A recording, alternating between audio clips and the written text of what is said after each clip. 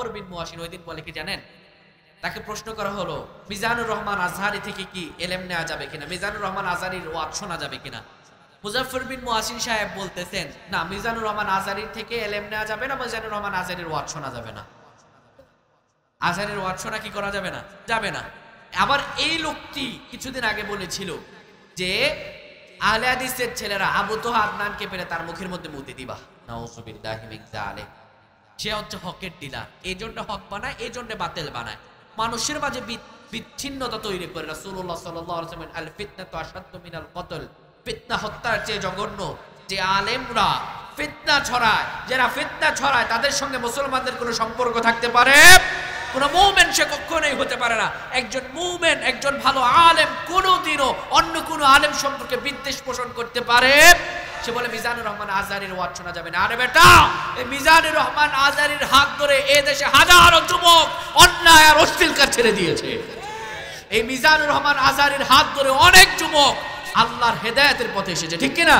এই যে বাংলাদেশের ইতিহাসে আল্লামা দেলোয়ার হোসেন সাঈদীর পরে সবচাইতে বড় মাহফিল হচ্ছে আকিজ ফাউন্ডেশনে যশোরের ভিতরে। আগামীকাল সে মাহফিলটা হবে। সে মাহফিলের ভিতরে আজহারি আসবে। বিশ্বাস করেন, গোটা মাঠ 1 কোটি টাকা দিয়ে শুধু প্যান্ডেল তারা করছে। আল্লাহু আকবার। মানুষ জায়গা না দেওয়ার কারণে পুকুরের উপরে ভাসমান প্যান্ডেল করেছে। এটা এই মানুষগুলো কিসের মায়ায় যাবে? কোরআনের মায়া। কিসের মায়ায়? কোরআনের মায়ায় যাবে। আজহারের তো কোনো দামই নাই, আল্লাহর কোরআনের কারণে আজহারের দাম, ঠিক কিনা? সুতরাং যারা আলেমদেরকে এক করতে চায়, যারা আলেমদেরকে এক করতে চায় তাদের সঙ্গে আমাদের সম্পর্ক, যারা আলেমদের প্রতি বিদ্বেষ রাখতে চায়, যারা ওলি আল্লাহদের প্রতি বিদ্বেষ ছড়ায়, এই ধরনের কোন আলেমদের সঙ্গে আমাদের কোনো সম্পর্ক থাকতে পারে? আল্লাহ তাআলা তাদের কপালে হেদায়েত দিক। আল্লাহ যাকে উঠান তাকে তো আল্লাহই উঠান, আর আল্লাহ যাকে নামান আল্লাহ তাকেই নামান। সুতরাং আল্লাহ যাকে উঠান তাকে কেউ নামাতে পারে?